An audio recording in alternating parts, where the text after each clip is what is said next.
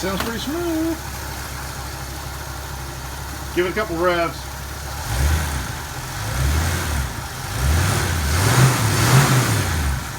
Dude. Okay. Now you see you want to drop it in gear, or? Okay, yeah, so we got those easy up right here. Sounds a whole lot better. We just did points, condenser, full tune-up on the Soto here. I just taught Mason basically how to do his own points.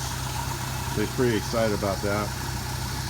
And yeah, this on this FireDome Hemi. Okay, go ahead and give it a shot.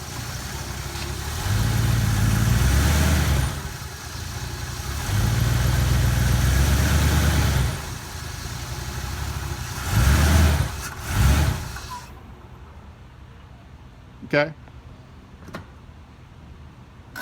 All right, dudes, looking good. No, actually, I'm videoing. All right, Mason. Yeah, I think you're good to go, bro. Let's see you go. Going to Durlux. Yeah, we just did a full tune-up on this DeSoto. And it runs. That is a nice running car now. Very, very happy about that. And that's what it's about, guys. Helping out young men like him that are humble, honest, and want